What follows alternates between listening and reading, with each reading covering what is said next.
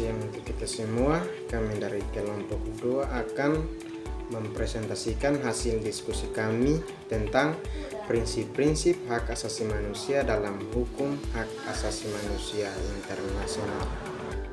Prinsip-prinsip hak asasi manusia dalam hukum hak asasi manusia internasional. A. Prinsip-prinsip hak asasi manusia. Ada 3 prinsip hak asasi manusia. Yang pertama, prinsip kesetaraan. Semua orang terlahir bebas dan memiliki kesetaraan dalam hak asasi manusia. Yang kedua, prinsip diskriminasi.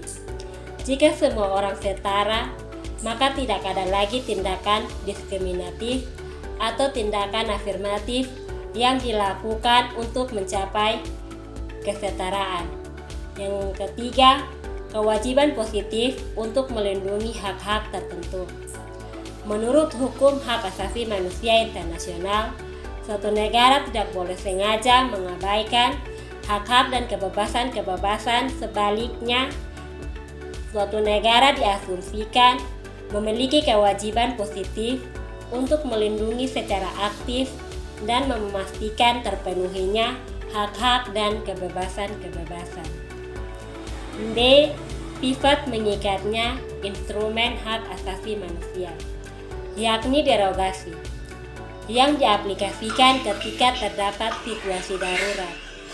Reservasi yang membatasi kewajiban-kewajiban dalam perjanjian internasional, limitasi atau pembatasan perjanjian internasional yang berlaku bagi hak-hak dan kebebasan-kebebasan tertentu. C. Subjek hukum hak asasi manusia.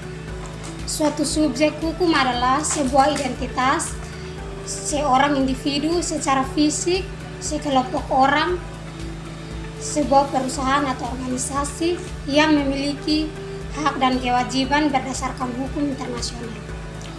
Organisasi internasional seperti PBB dan juga individu dapat menjadi subjek hukum internasional.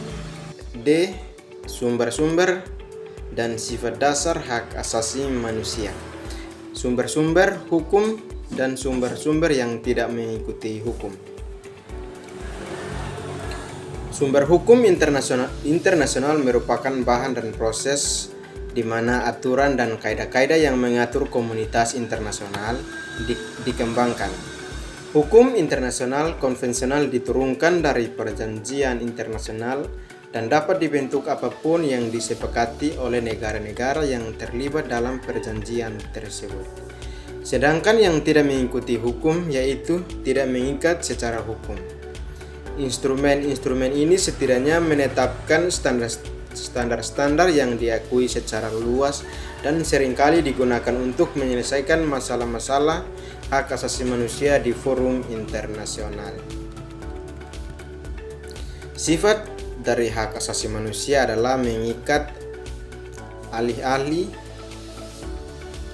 bangsa-bangsa menetapkan kewajiban-kewajiban yang mengikat secara hukum di antara mereka sendiri dengan cara lain yang pada pokoknya memberi persetujuan tegas kepada suatu peraturan dengan suatu perjanjian tertentu atau perjanjian internasional.